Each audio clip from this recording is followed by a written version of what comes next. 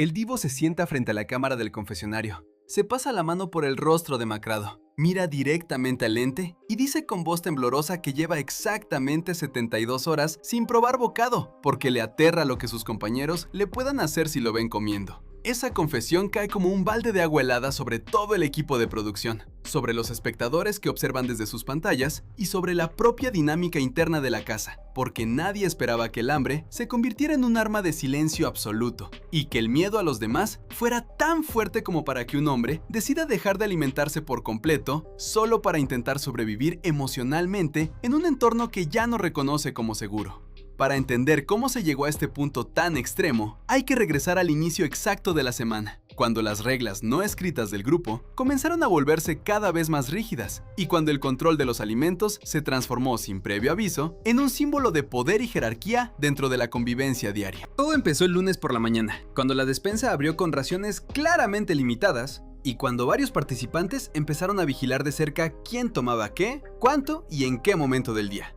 El divo notó de inmediato que el ambiente había cambiado por completo, que las miradas se volvían calculadoras y que cualquier gesto de autonomía en la cocina era interpretado de forma negativa, como si comer fuera una ofensa en lugar de una necesidad básica. Intentó servirse un poco de arroz y frijoles durante la primera comida del día, pero al cruzarse con la mirada fija de algunos de sus compañeros, sintió que el aire se volvía denso y que el silencio repentino en la mesa no era casual, sino una advertencia directa y no dicha que le congeló la mano antes de llevar la cuchara a la boca. Desde ese instante exacto, decidió guardarse las ganas y pasar la comida sin decir una sola palabra, pensando que quizás era solo un mal día o un malentendido pasajero que se resolvería con el tiempo. Sin embargo, el martes repitió el patrón de forma automática. Se acercó a la alacena con precaución, tomó un plato limpio, escuchó pasos lentos detrás de él, dejó el plato sobre la mesa de forma silenciosa y se retiró a su cama sin haber llevado una sola cucharada a la boca ni haber probado ni un gramo de comida. El cuerpo empezaba a reclamar energía de forma urgente, pero la mente le enviaba señales de alerta constantes y repetitivas, diciéndole que si comía frente a ellos, si mostraba hambre real, o si simplemente ocupaba el espacio de la cocina con naturalidad, estaría rompiendo una regla invisible que ya habían impuesto sin necesidad de hablar. Para el miércoles, la situación ya no era solo psicológica, era completamente física y visible. Los mareos lo acompañaban al caminar por los pasillos, las manos le temblaban al intentar hacer tareas cotidianas como lavar su ropa o ordenar su espacio, y la voz se le apagaba de forma progresiva en las conversaciones grupales donde antes participaba con normalidad.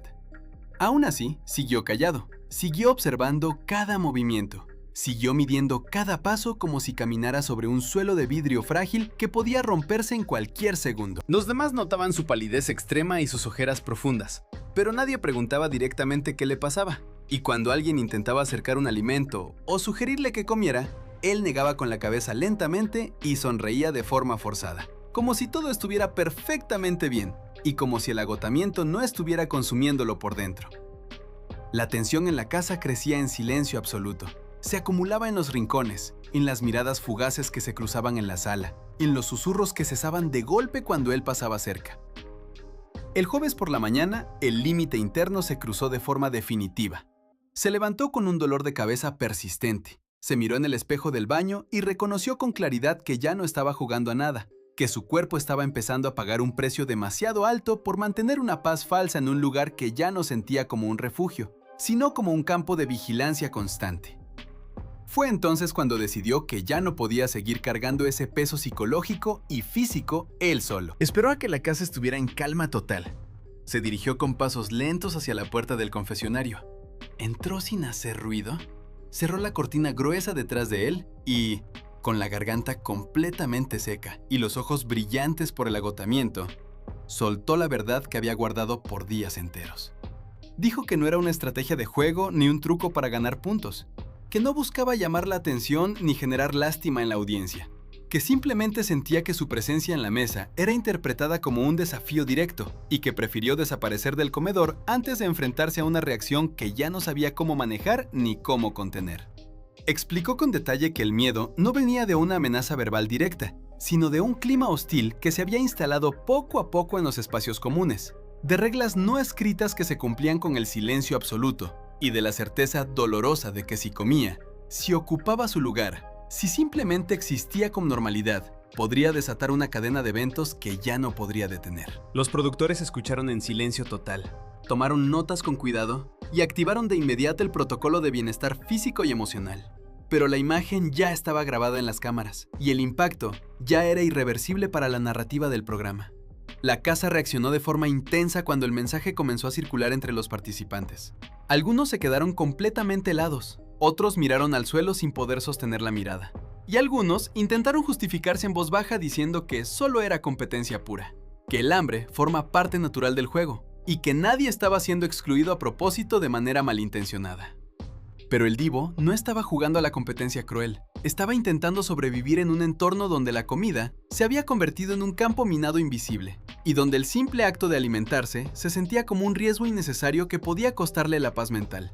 Su cuerpo pedía nutrientes de forma urgente, su mente pedía tranquilidad absoluta, y su corazón pedía salir de ese ciclo de vigilancia constante que lo había aislado de su propia rutina. Mientras la casa debatía entre la culpa silenciosa, la negación defensiva y la reflexión tardía, él permaneció en su rincón habitual, recuperando fuerzas con pequeños sorbos de agua tibia, y con la esperanza frágil de que el confesionario hubiera servido como un puente necesario para romper el silencio que lo estaba ahogando.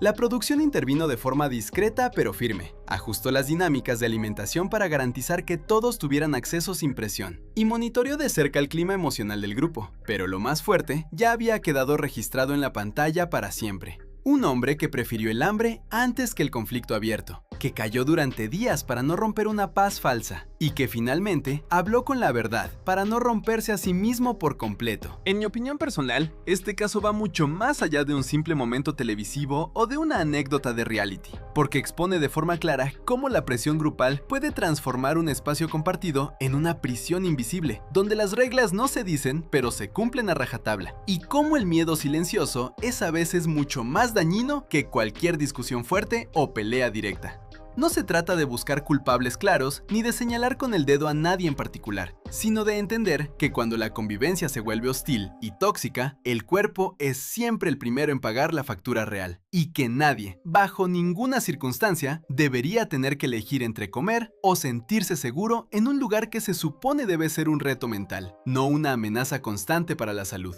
Espero que esta experiencia sirva como un recordatorio fuerte para que todos reflexionen sobre cómo tratamos al que está a nuestro lado y sobre el peso real que tienen nuestras acciones cotidianas, aunque no digamos nada en voz alta ni levantemos la voz en ningún momento. Sigue la página y comenta parte 2.